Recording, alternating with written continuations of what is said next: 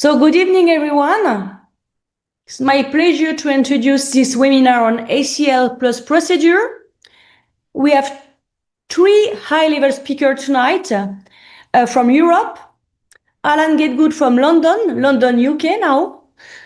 Alberto Grassi from Italy and Daniel Günther from Germany. And we're going to start with anterolateral procedure, ALL or LET with Getgood. Alan, please. Can you hear me okay? So great pleasure to join you all tonight, and yeah, greetings from the UK. I've just moved back to the UK about just over 4 weeks ago, so great to be home. So I'm going to be talking to you about lateral extra-articular procedures, and I'm not really going to get into a debate of LET versus ALL. I think we can maybe tease that out in the discussion later on as to who does what and why. But I'll really just focus more on just why we should be doing something anterolaterally. I just have some disclosures regarding the research that we've done, particularly in this area, that's been supported by both the Canadian and US National Institutes of Health. So when we think about what we're trying to do with ultimately with ACL reconstruction, what are we really trying to achieve? And I think it's important to think about what outcomes patients want rather than just often what we think about in terms of patient-reported outcomes. What I like to think of as patient-important outcomes, and one of the things that they often talk about, we showed in this study, is that they're worried about a risk of re-injury. They want to be able to get back to sport, and they want to avoid having another problem, and I think that is a key characteristic. And if we look at our ACL reconstruction outcomes, particularly when we focused at failure and re-rupture rates, it really is very important that you look at the different types of studies that or at least the patient populations that are being presented in those studies. Overall, if you look at systematic reviews, often you can have anything up to maybe 2% re-injury. But if we really focus and drill down on the young, high-risk individuals, young age can be anything up to 25% in terms of re-injuries. And if you then include the contralateral ACL injury as well, can be anything up to a third of patients may have another ACL injury within 2 years from the time of their index surgery, which I'm sure most of us would agree that's not ideal. Now, when it comes to lateral procedures, the stability trial, which I was principal investigator of, has been very important in terms of really outlining when and why we should be doing lateral tenodesis. This was a randomized trial that we finished in 2019, published the following year in AJSM, and we showed that the addition of a lateral tenodesis to a hamstring tendon autograft ACL reconstruction in young active individuals, so under the age of 25, going back to sport, we could reduce rotational laxity by nearly 40%, but very importantly, reduce graft failure to about 66%. So really quite, or by about 60%. So really quite an impactful outcome with very limited, with minimal effect in terms of functional outcomes afterwards. So it really was pretty safe. So what we did after this is we took the studies, it was over 600 patients, and what we really wanted to try and then understand was what are the indications? Does every single patient, or there are specific indications that may be more important for some patients, or should we be doing it on everybody? And so this is a predictor study, so this is a multivariable regression, logistic regression model. And one of the most important things was the fact that we did use a hamstring tendon autograft. It was one of the major predictors, and we showed that the LET addition could reduce failure by 60%. Now, we've subsequently done a systematic review of comparative studies, and there are a number of other systematic reviews that have also been done in this area, and it very clearly shows a 50% reduction in failure rates with the addition of a lateral extra-articular procedure. That can be the two main studies that are weighting this is ourselves, our stability study, as well as Bertrand Sonnier-Cotte's study in 2017, looking at ALL reconstruction, so a 50% reduction in failure rates. If we look at age, of course, we've already spoke that young age is a problem. So every 1 year increase in age reduces the odds of rotational laxity by nearly 40%. So we know age is a risk factor for problems. In terms of poor outcome, this has been shown in systematic reviews. This is Amelia Wiggins showed this in terms of risk of re-injury with young age and return to sport. That was also shown in the Moon group, and age really was one of the major factors for risk of re-injury, but it was also highly correlated with Mark's activity score. So maybe younger age may well just be a surrogate for activity level, but if you throw these together, clearly there's an increased risk of re-injury.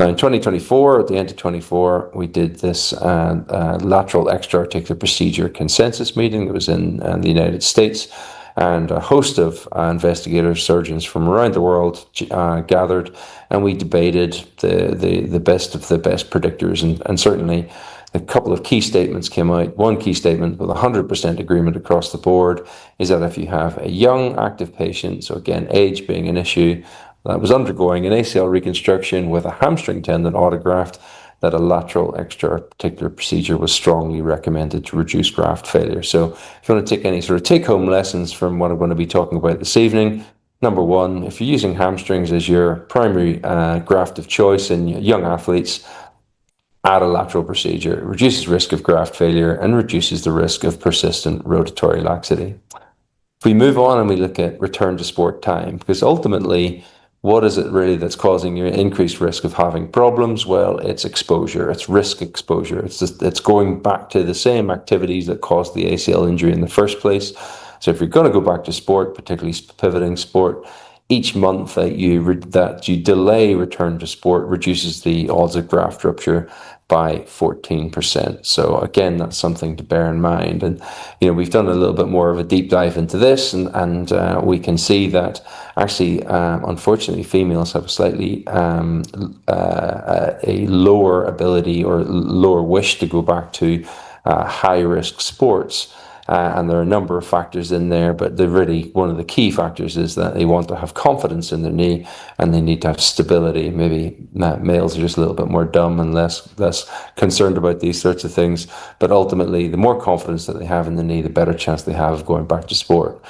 But if we look, this is a study from Aspetar where we look at time, and we often think about time as being a critical factor. Well, of course, it's not just the critical factor of time, but it also maybe is some criteria, and Aspetar uses a very clear regimented rehabilitation program, which is very dependent on discharge criteria, and patients that reach their discharge criteria, they looked at those if they had an impact on less than 9 months or greater than 9 months in terms of their return to sport rates. And in a nutshell, there was no real difference between the two groups. So maybe time isn't quite as important if you have a more structured rehabilitation program.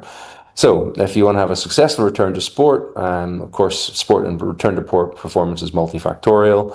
I think a structured data-driven rehabilitation program is extremely helpful. And unfortunately, females are half as likely to return to high-risk sports. And so the number of factors associated with that, including having a stable knee. What about preoperative high-grade knee laxity? We found this was 3.27 times higher odds of having a graft rupture. So if you see a patient in your clinic and they have high-grade anterior laxity, rotatory laxity, you can assess that with clinical examination. They are at higher odds of having a graft rupture. Moon Group has also shown this with patients with high-grade laxity being a high risk of re-injury. And that really ties in very nicely with generalized ligamentous laxity. One of the things that we really found with our patients that had generalized ligamentous laxity in the stability trial, particularly with a high-grade pivot, was that the presence of knee hyperextension was the major factor that was associated with a high-grade pivot. So again, that is something else that you can look at in your clinical examination. And a number of studies have already shown this, with Camila Halito, as well as Chris Larson, showing that patients with hyperextension, hypermobility, having a much higher failure rates of ACL reconstruction. So high-grade knee laxity, hyperextension, bit of a concern, definitely worth adding a lateral tenodesis. Posterior tibial slope is very topical at the moment.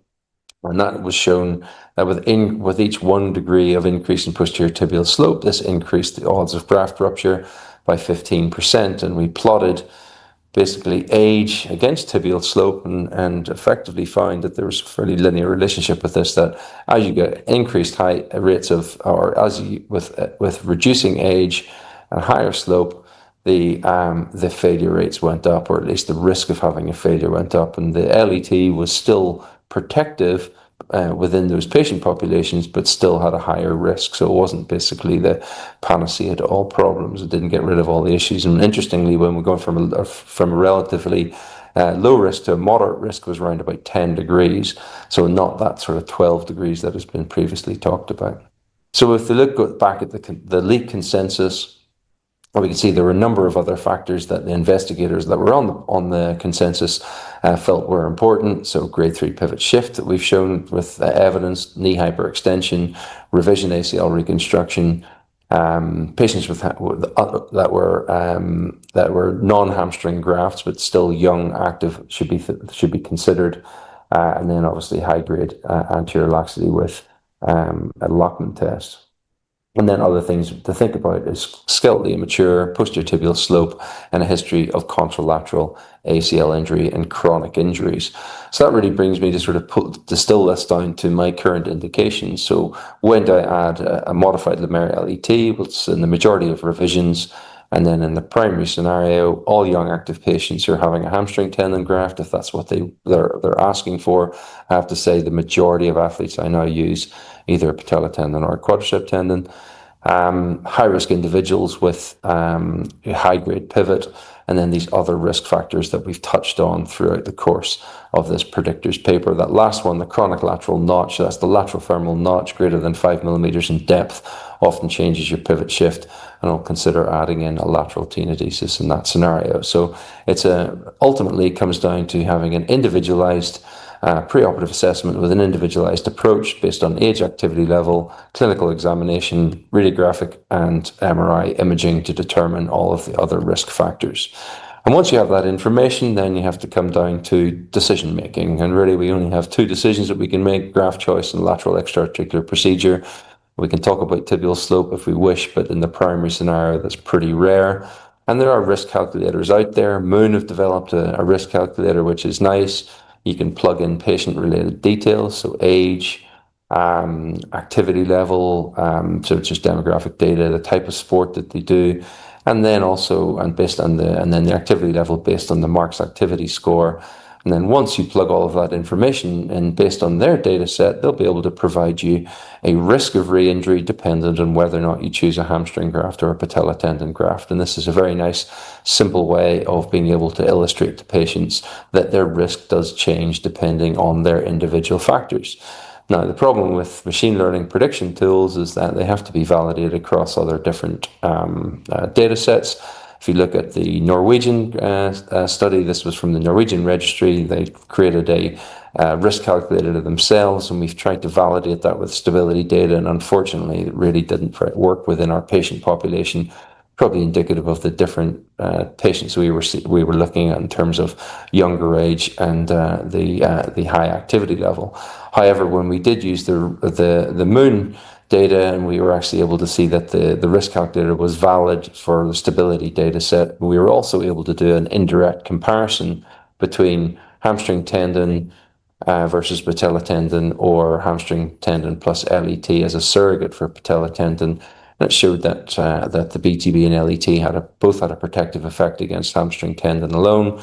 Could even argue that the addition of an LET to a BTB may even have a greater role in protection of ACL failure, but of course that wouldn't stand up to a solid assessment. And what happens if you use a patella tendon or a quadricep tendon? Do you need to add a lateral tenodesis? And this study was actually one of the studies that really killed lateral tenodesis in North America back in the 80s, because they showed in a very small group of patients that there wasn't really any significant benefit to adding a lateral tenodesis. But editorial commentary by James Andrews suggested, well, maybe there are still patients that could benefit from it. And this goes back to my point about focusing on at-risk individuals, young patients who are going back to sport. And that's why we developed Stability 2. We have finished randomizing the study, and we should have the data in ISAKOS next year, June 2027, of 1,200 patients randomized to either patella tendon or quadricep tendon with or without tenodesis. And I think this study that Daniel, of course, was also involved in as well. So many investigators across Europe and North America who are involved in this study, I think will be able to provide a lot more information. So what we get with risk calculators and prediction tools, they really need to be validated across multiple data sets, and we're really hopeful that Stability 2 will be able to provide a little bit better in terms of outcome prediction modeling. Constraints often talked about. got a couple more minutes. I'll try and just finish up here. So in terms of constraint, people talk about the worry about so-called over-constraint of a lateral tenodesis. And really, I don't think that is too much of a problem. Why is this? Well, if you look at kinematics of ACL procedures, so a study by Thomas Neary that suggested that maybe a lateral tenodesis constrained the knee more so than some of the other, so the modified lamella more than maybe an ALL reconstruction. Well, we've actually looked at this at Aspetar. We had nearly 400 patients, a number of patients with LET, a number with ALL, and we looked at using essentially dynamic laximetry testing with the GNRB Dynalex device. What it really shows is that we couldn't really pick up any differences between the ALL or the LET, but what we did show is that there was no significant constraint of physiologic motion. So at these time points at 7.5 months, 9 months, we're not seeing a constraint of normal motion with the addition of these lateral procedures, yet we know that they work. So I think that's pretty effective. And you know, if you're talking about lateral compartment cartilage health, we've looked at this in the data set within our Fowler-Kennedy group in London, Ontario, that we don't see significant changes in or concerning clinical changes in the articular cartilage health in the lateral compartment, nor do we see any significant changes in the patellofemoral compartment. So this would give us some confidence that the lateral tenodesis, not only is it effective, but also it seems to be safe. And when we've now been looking at our patients out to 7 years, we're now already collecting 10-year outcome from Stability 1 data set. We're not seeing an increase in patients coming back with lateral compartment osteoarthritis. So lateral procedures, they do not seem to cause constraint of physiologic rotation, and they seem to be safe. And equally, not only will we have Stability 2 data in June 2027, we'll also have the 10-year data from Stability 1. So please come to ISAKOS and hear more about that. Last thing is just talking about patient-reported outcome measures. We didn't see any difference in patient-reported outcome measures within the Stability trial. When we look at complications, patients that have had a complication do actually report worse patient-reported outcomes.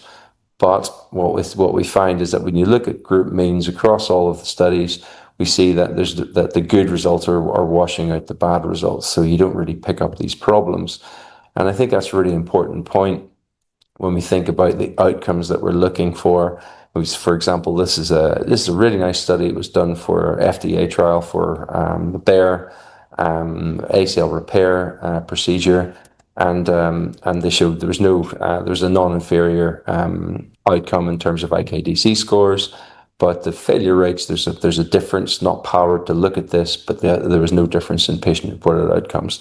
So I think it's really, really important when you're looking at patient-reported outcomes, or at least that we're looking at studies that have patient-important outcomes, such as graft failure and return to sport and ACL studies, because a lot of the times you're not going to pick up differences in patient-reported outcomes just because of their high ceiling effects.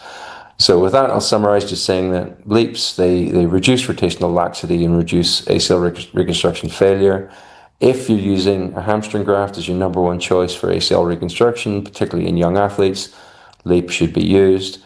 The indications for LEAP continue to evolve, and so you will see more changes over the coming years. LET is safe, and I think it's absolutely vital that we do an individualized risk assessment and tailor your surgery to patient-specific risk factors. So with that, thank you very much for your attention. Just a big shout out to my international collaborators, and thanks again for the invitation. Look forward to the rest of the webinar. Thanks, Elvir. Thank you, Alan. We'll have time for discussion at the end of this webinar. So the next speaker is Daniel Günther. He's going to talk about MCL, repair, augmentation maybe, or reconstruction.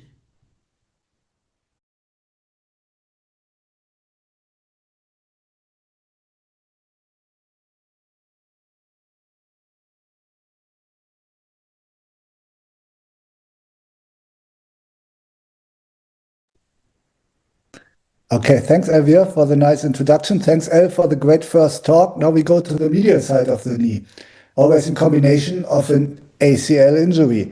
MCL repair and or reconstruction when?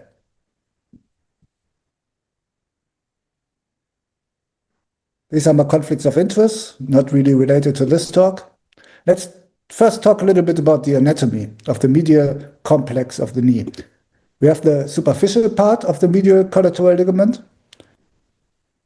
And this is the anterior part of the SMCL, anterior to the femoral epicondyle, and the posterior part of the SMCL, posterior to the femoral epicondyle. Then we have the deep MCL, and we have the POL. And during the last years, we talked a lot about the anteromedial part of the medial collateral complex. And it's important to take a closer biomechanical look at the medial side of the knee and to know that all the parts that lie anterior to the epicondyle are really tight with the knee in flexion, and all the parts that are posterior to the epicondyle are tight in extension.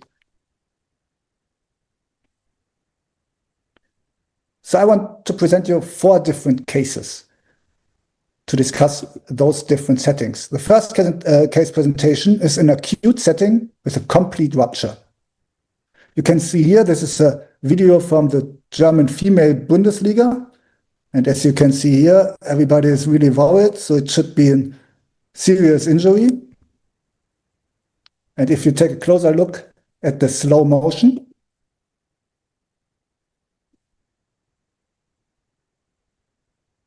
you can see here, and you see the valgus trauma of the player, right?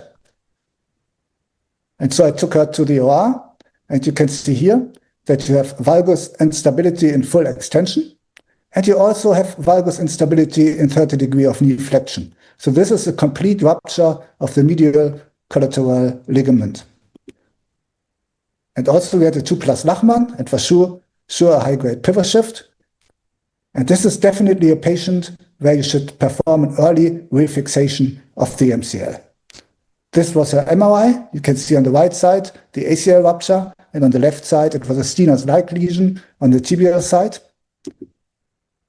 And if we take a closer look at the literature, especially from biomechanical studies, we know that a single bundle ACL reconstruction alone is not able to restore anterior tibial translation, valgus rotation, and external rotation of the intact knee with a combined ACL and MCL injury. You should definitely do anything on the medial side as well. And also the incisive forces in the ACL graft in response to a valgus torque, especially at higher degrees of knee flexion, are almost 2.5 times higher in the ACL reconstructed knee with MCL deficiency than in the MCL intact knee. And if we go to a sheep model, in a combined ACL and MCL injury, the ACL graft stabilized the knee initially, but became loose over time. And so as a result, we can say that the non-surgically treated healing MCL may have been required to take on excessive loads and was unable to heal sufficiently compared with an isolated MCL injury. So it's always important to treat the combined injury. And this was an arthroscopic view, beautiful stem here of the ACL. Maybe in another patient you can discuss if you do a femoral refixation of the ACL stem, but not in a Bundesliga player for sure. So I decided, as you can see later, to do a quad ACL in this case. And you can see the drive-through sign on the medial side here with an injured medial collateral ligament complex. So I decided to do the ACL reconstruction with a quad tendon. Why did I use a quad tendon? Because we know from a nice study from Mirko Herbert from his time in Münster that it's really important to save the hamstrings in such an injury, because the hamstrings are important secondary medial stabilizers. So we definitely want to save them in such a case. So go for a BTB or go for a quad. And then we performed the refixation of the SMCL and the POL, and I always use an image intensifier intraoperatively in those cases, because you really should make sure to fix the MCL in an anatomic position, because otherwise you can easily either create a stiff knee or a loose knee. So it's really important to put your anchors or whatever you use in a perfectly anatomic position. This was the player 4 months post-op. She already did very well, and now she's back to track. She's playing soccer again. So this is a second case. It's an acute setting, but a partial rupture. 30-year-old male with a mid-substance ACL rupture and a partial lesion of the MCL complex, the anterior fibers of the SMCL. 2+ Lachmann, 1+ anterior draw, 2+ pivot shift, Valgus stress and full knee extension was stable. In 30-degree of knee flexion, not stable. Anterior draw and external tibial rotation 1+, and dial test in 30 and 90-degree 1+. So those partial ruptures in an acute setting of the SMCL or of the SMCL and DMCL in a lot of cases, I put them just in a brace for 6 weeks and let them heal. First to third week, 0 to 60-degree knee flexion. Fourth to sixth week, 0 to 90-degree knee flexion. And then after 6 weeks, I do a re-evaluation. And if they are stable on the medial side, I do an isolated ACL reconstruction with a quad tendon. And if they are unstable, I go to the chronic setup. I will present you later. So case presentation number 3. It's a chronic setting, partial rupture. That means partial instability. Nice videos from my dear colleague Christoph Gittl from Münster. So you see here that unstable external rotation, increased external tibial rotation in 30-degree knee flexion. And you have a positive slocum test. That means if you go with a tibial to external rotation and you do the anterior draw, you see that you have instability of the anterior medial part of the knee. And if you take an arthroscopic view into the joint, those patients usually open up on the medial side with the knee in 30-degree of flexion under manual valgus stress. In full extension, they are quite stable. Then you go to a little bit of knee flexion, and then sometimes they are difficult to treat because they are rotating a little bit anteriorly with the tibia, and they open up. So those patients sometimes are really difficult to handle. And why is that? Again, nice study from Münster, biomechanical study. If you take a look on the contribution of the medial structures to prevent external tibial rotation, then we see that the superficial part of the medial collateral ligament plays an important role. And also for anterior tibial translation in external tibial rotation, especially in higher knee flexion angles, the SMCL plays the most important role, even more important than the ACL. And then let's take a closer look. If we dissect the SMCL in an anterior part, medial part, and posterior part, and again we go to higher knee flexion angles, especially we talked about this during the first 3 slides, the anterior part of the SMCL is the most important part to prevent anterior translation in external tibial rotation.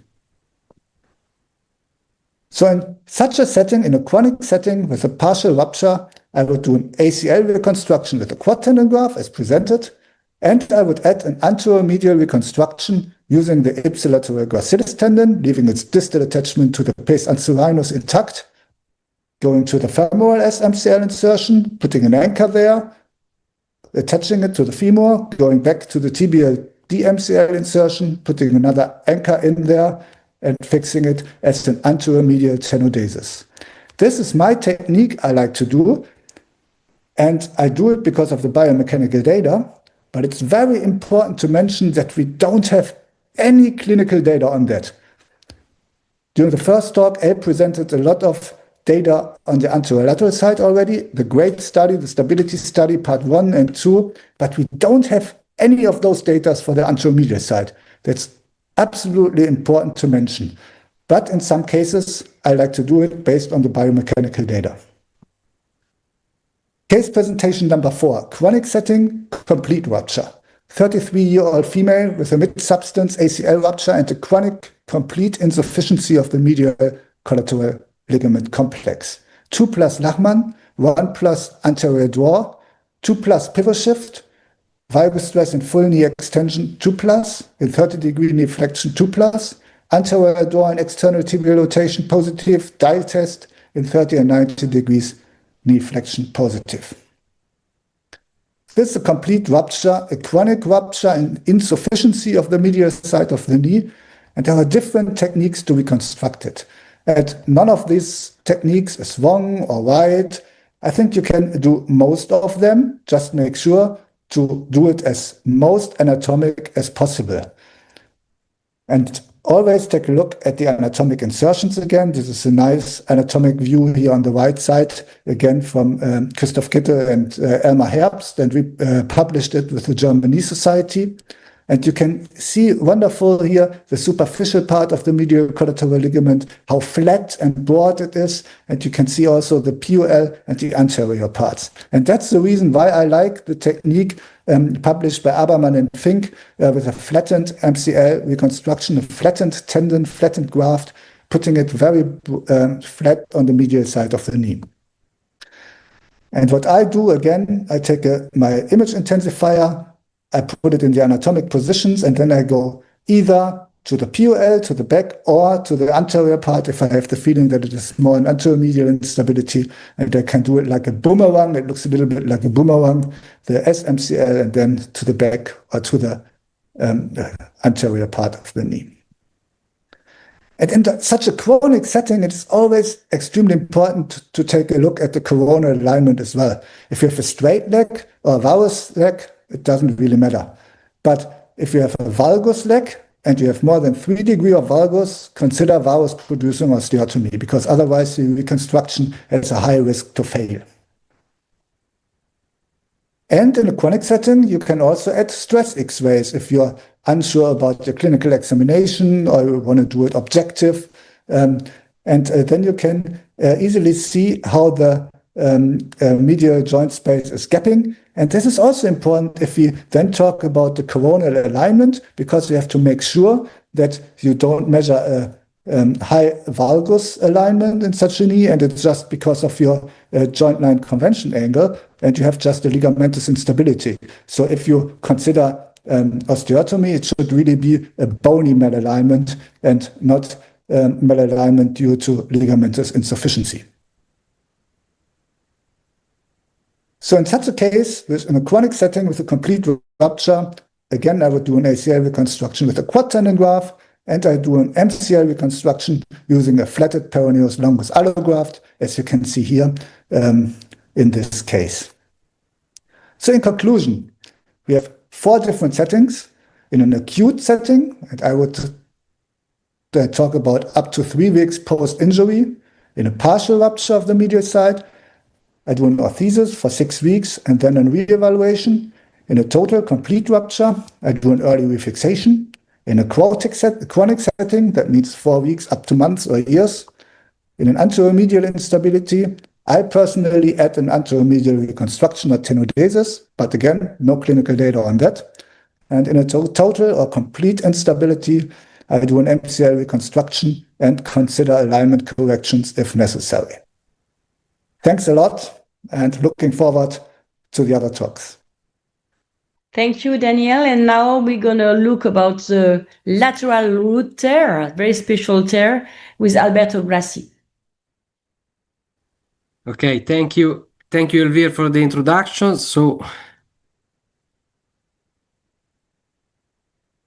Okay, if you see my presentation, I will speak about the lateral root tear, and I would like to start my presentation with a case. So this is a male 28-year-old volleyball player, and you clearly see in this MRI a nice bone edema on the posterolateral femoral condyle and also cartilage wearing in this position. In fact, this patient had undergone a complete meniscectomy of the posterior oar and developed a classic post-meniscectomy syndrome. And in this other case, we have very similar presentation, similar bone edema, same cartilage wearing, similar meniscal removal. Oh, no, probably I don't know what happened here, because this patient has an intact posterior oar of the meniscus, but similar suffering of the posterolateral compartment. In fact, this patient had, at time of ACL reconstruction, which was treated conservatively, he had a complete root tear of the posterolateral meniscus. But what are root tear? They seem to be a very recent tear, described in the last 10 years, as an avulsion injury of the meniscal attachment from the tibial plateau or a radial tear within 1 centimeter from bone insertion. It is very frequent in the posterior part of the lateral meniscus, typically in young population, sport active and athlete, during a non-contact trauma, especially at least in Italy and Europe due to football injury. And is typically associated with ACL injury, and it happened in nearly 10 to 15% of cases. But this is not a really a new thing, because 20 years ago in this paper by Chris Arner, root tear were described with another similar different name, like root avulsion, radial split, and complex root tear. And then in 2010, some Asian authors proposed another classification, similar type of tears. Then we have the Lateral classification in 2014, and also the Forkel German classification. So this is actually not a new topic, but seems that it is rebranded every 5 years. In fact, in 2020, the group from Mayo Clinic described again these tears as L-mort, lateral meniscal oblique tear, and they are always the same type of tear with different names. So we should know how to recognize them rather than how to classify them. But if you look at all these different classifications, there are maybe two common types along all the different classifications. And the first one are the pure root avulsion, where there is an injury of the meniscotibial ligament with avulsion of the posterior horn without damage of the meniscal tissue, which are probably the real root avulsion. And also this other tear, which involve also the damage of the posterior horn of the lateral meniscus with a radial oblique tear with a small or big fragment that can be flipped, can be reduced, can be displaced, but it is a real radial oblique tear of the meniscal tissue. As I said before, independently from how you call those type of tear, they are very common in up to 10-15% of all ACL tear. And now we are performing an epidemiological study on professional footballers that are operated within the first 2 weeks. And we noted that we have this tear, the oblique radial tear, in 40%. It's not 14, it's 40%. So more than 1 out of 3 patients have a lateral tear in professional footballer operated in the acute setting. But it's important also to recognize them, but also how to manage them, leave untreated meniscectomy or repair. We know from biomechanical study that meniscectomy in the root tear, but even interruption of the meniscal continuity, create effects similar to a total meniscectomy. So increase of the pressure of the posterolateral compartment. Also instability roll, they tend to create an increase in internal rotation, anterior tibial translation, in addition to the overloading of the cartilage. But how are the clinical consequences of this tear? We have a lot of biomechanical study, but we have very few clinical study. We know from the effects of the lateral meniscectomy that lateral controversies can occur when meniscal tissue are removed. But what about root? The biomechanical effect is similar, but we don't know about the clinical effect. The only 2 clinical studies that we have in the literature are those controversial studies by Leo Pinczewski and Donald Shedburn, that they reach probably the similar conclusion that there are no relevant difference in patients with untreated root tear and with intact root when at long term when ACL reconstruction is performed. But on the other side, we were able to publish a small case series of 7 patients that had posterolateral cartilage wearing and bone edema in the case of untreated lateral root tear, even with the treatment of chronic ACL injury or in the ACL reconstruction with no treatment of the root. So probably we need some here to identify this type of clinical consequence. And this is the patient of the beginning. You see complete avulsion of the posterolateral root with cracking of the cartilage of the tibial plateau, and also chondral damage of the lateral femoral condyle. It was operated 2 years after the initial injury after conservative treatment with ACL reconstruction, root refixation, and autocart. In this case, it was a chronic case. We performed transtibial pull-out tunnel with a lag stitch of the small tape. And this is the 12-month follow-up data with disappearance of the bone edema and improvement of the cartilage status. And the patient returned to sport. This is another similar case, 34-year-old male-female runner, 1 year after ACL reconstruction, again, very similar cartilage wearing, the posterolateral tibial plateau. And again, when you see the arthroscopy, the root was lax, unstable, and probably creating this effect of overloading of the lateral compartment. In this case, you see with the grasp, it was possible to reduce retention the root, which in this case was refixed. And also in this specific patient, this is the injury of the cartilage with some small flap was debrided, and minced cartilage was performed. And after 1 year of follow-up, you see the good signal of the cartilage and disappearance of bone edema. So pay attention to detect those lesions and treat properly. So repair seems to be the treatment of choice in this type of patient. How to manage? Repair probably is the best solution. According to the literature, the biomechanical study, the transtibial pull-out repair seems to be the gold standard treatment. In the cadaveric study, it is able to decrease the internal rotation, reduce anterior tibial rotation, reduce the pivot shift, and reduce the stress on the lateral cartilage. And the clinical result confirm the encouraging biomechanical findings with complete healing at MRI in more than 90% of the cases, reduction of the extrusion, and second look arthroscopy also encouraging result. But there is also another option that is not well known or not well investigated, which is the all-inside repair, side-to-side repair to the meniscal remnant or retention to the posterior cruciate ligament. Some American authors reported similar similar result compared to transtibial pull-out result, and also in clinical study there are encouraging results. So probably this can be more utilized technique, especially in the consideration that many roots probably are radial tear that are left untreated.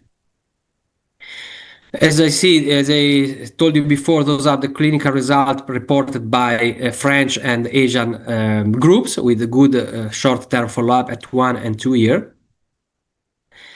And so which is our approach? We, as I said before, we tend to differentiate the root tear in pure avulsion and in radial oblique tear in these two macro groups.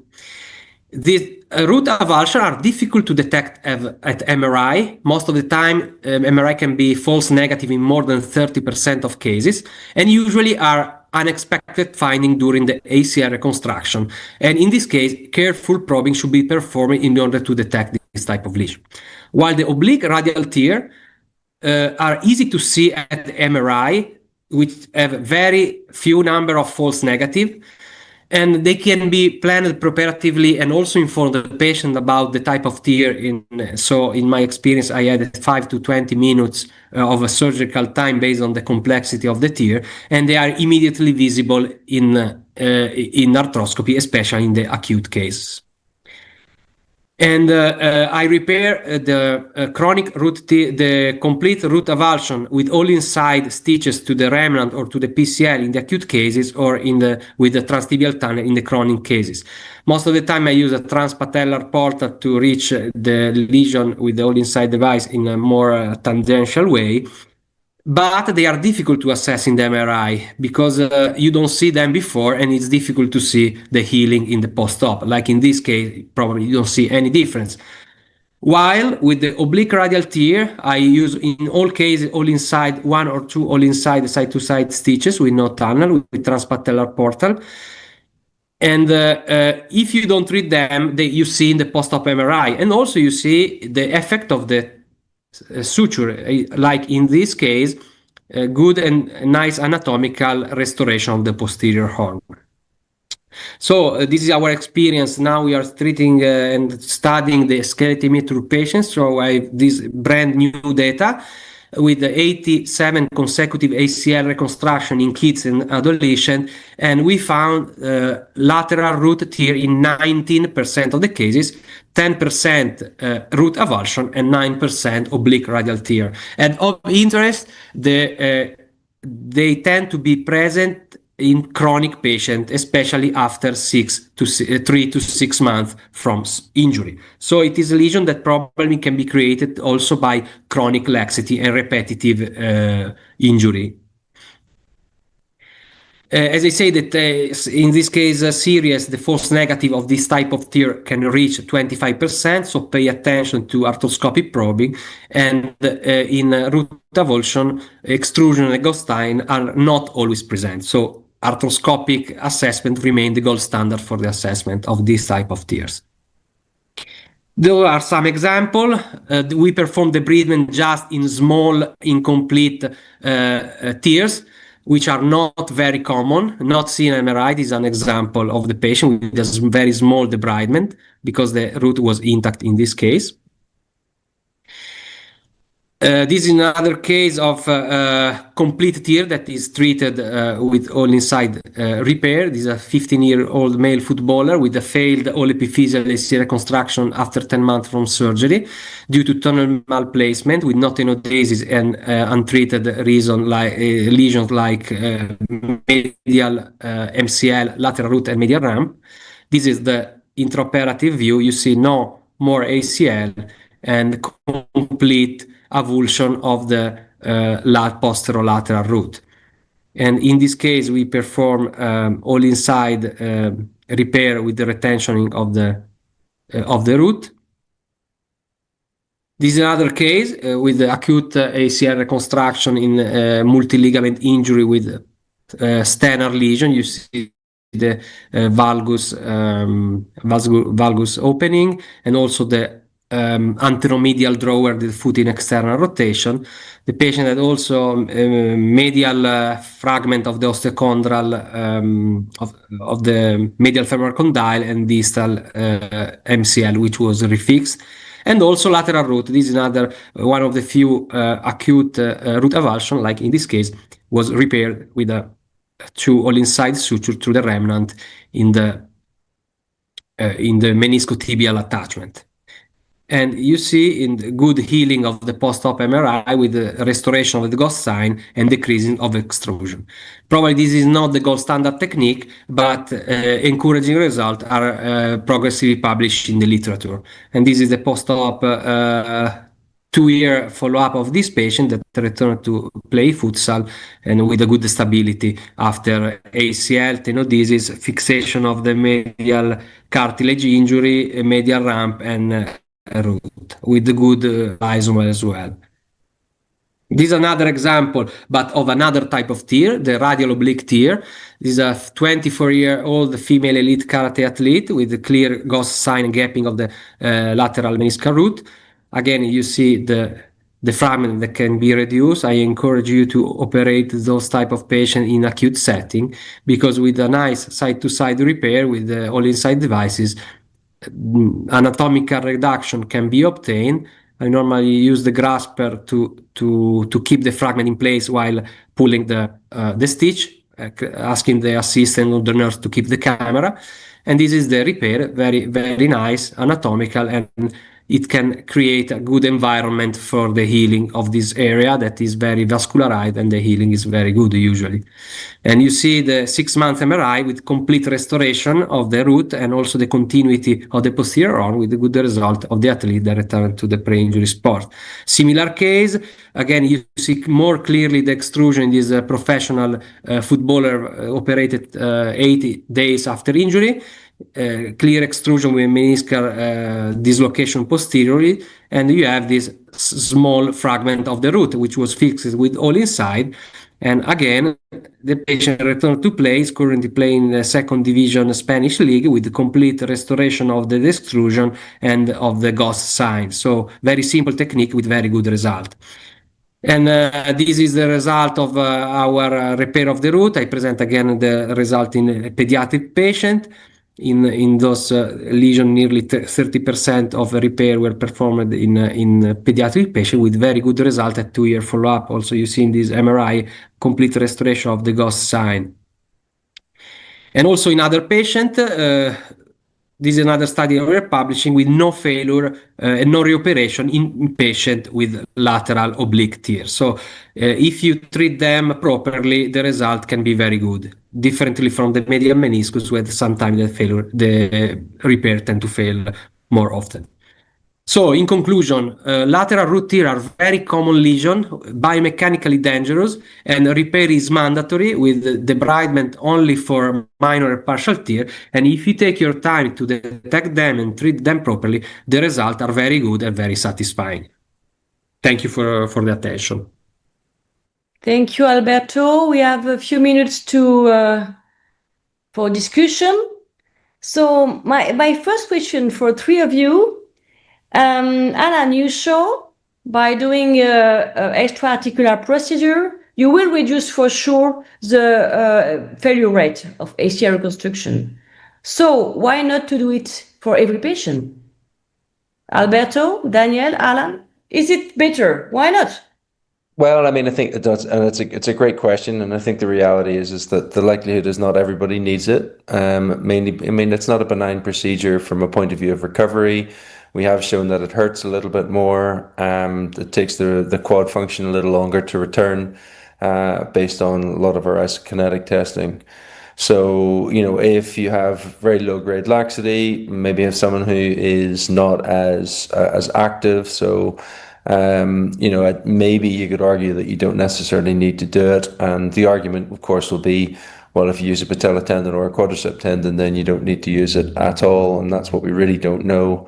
And that's what Stability 2 is going to show us. I have to say that in the majority of our high level athletes now, and certainly when I was in Aspetar, dealing with a lot of professional football with a lot of players with high slopes, the go-to was patella tendon plus tenodesis, and that really hasn't changed in London with our athletes. It's patella tendon plus tenodesis. So, but that's not data driven, and we'll learn more next year with Stability 2. Daniel, Alberto, yes, Daniel, please, yeah. It's a great question, and I would like to answer it with an example. So, in Germany, we know helicopter parents. Do you know helicopter parents? And such parents, they take care of their kids all the time, you know. And those kids, I think they are very unlikely, for example, to get involved in a car accident. But is it good for the kids to treat them like this? So maybe in some cases, you need to watch your kids, but not always. You should not be a helicopter parents. And maybe it's the same with the lateral extra-articular procedure. In some cases, the ACL needs a procedure, but not always. It's like that. We don't want to be a helicopter LEP. Yeah, in my experience, I perform LAT in, I think, most of the cases, nearly 100%, but it's part of the specific technique that I use, because I use the Bologna technique with like Marcacci with over the top, and the tenodesis is part of the technique. So it is not a very constraining tenodesis with limited lateral pain, limited hardware irritation, is not invasive. So probably the drawback of these are very, very limited. So it can be probably performed also in patients that don't really need. But I agree that if you have big scar, different rehab, maybe you should be better select your patient. And now there is a trend to use the hamstring and long graft, to use a common graft. So maybe it's part also of the technique. So I have no answer for that, but in my practice with the specific feature of the technique that I use, I prefer to have that. So, but I agree that I perform quad, soft tissue quad and lemur in revision, and I agree that those patients tend to have a very different rehabilitation path. So we have to find a middle way to do that. Albert, can I just add to that? I mean, it's important to say that we're not changing rehabilitation. Rehabilitation is exactly the same, but it can be a little bit more uncomfortable, and therefore it takes longer. But you should not be changing your rehabilitation pathway. It should still be the same rehab as you would do for an isolated ACL. So any of you are not afraid about a patient coming to see you with a failure and saying, yeah, but you didn't do anterolateral procedure. You didn't address the slope in primary, so you were wrong. No? It will happen maybe once. So no, it's definitely, it's gonna happen, and you know, I get patients asking me why I didn't do a slope correction in the primary when you're now suggesting you should do it in the revision. And it all comes down to the burden of surgery and a risk-benefit analysis. And if you have someone that's at low risk, then there's no point doing that at a procedure. If you have someone at high risk, it's worth it. We ultimately need to get better at being able to predict our outcomes, and I think that will come in time with more data. Yeah, and you can think about it the other way around. If you do an extra-articular procedure and the patient gets an infection on the lateral side, maybe they will tell you, did I really need it? So you're right. Good point. Yes. So Daniel, just you said about your acute procedure. Did you change your protocol or your indication regarding the morphotype of your patient in acute cases? Do you look if a patient is in varus and in valgus? Will you change the way you will take care of your patient in acute case? In acute setting, that's a good question. I adapt my post-op treatment. So, for example, if I have a patient with a varus malalignment or with a straight leg, I would treat them more aggressive post-operatively than I have a patient with a valgus malalignment. But beside that, I would not change my surgical practice in an acute setting. It's a different thing in a chronic setting. Okay. I have two questions for you, Alberto. And the other speaker. My first question about your rehab protocol after lateral root repair. Do you allow a full weight bearing? Do you change your protocol, post-op protocol, when you add this type of repair? Yes, when I perform the root avulsion, I usually do not allow weight bearing for 1 month, but I use a brace just for walking, and for the first 2 weeks, no more than 90 degrees of flexion, while the repair of the oblique tear with the side to side, I allow to partial weight bearing or slight weight bearing after 2 weeks. I'm less concerned about that, but I don't know. It's based on my experience. I think that it's really maybe a little bit aggressive, but for me, it's very difficult to keep the patient with no weight bearing. It's very, very tough. Patient hate that, and sometimes they do by themselves. At least this is my experience. Very non-compliant. And Daniel, what are your post-op protocol after lateral root repair? I'm the same. For a transosseous repair for a full root, then I keep them touch weight bearing for 6 weeks, range of motion 0 to 90. Interestingly, with the Lamort type injuries, I've been a little bit more aggressive, and I'm not entirely sure if that's the right thing to do or not. I don't really, I think it's less of a significant injury. It's got a much better healing capacity, I think, than actually getting it to tie down to the bone. So I've been a little bit more aggressive in allowing the partial weight bear at 2 weeks, like Alberto. But I do sometimes wonder if that's a bit too much. Daniel? In a lateral root tear, we are very conservative, and we treat them with a brace, and they're just allowed to do 90 degrees of knee flexion for 3 months. But they are allowed to do full weight bearing in extension, not in flexion. Okay, my last question. In France, actually, some surgeons suggest when you do a lateral root tear repair, it's enough to control the pivot shift, and you don't need to add any extra-articular procedure. What is your opinion about that, Alberto? Actually, I don't know exactly what root are, because as I said, we collect and reanalyze the data of a professional footballer operate in acute, and they have very, very, very low percentage of root avulsion, but very high of L-mort.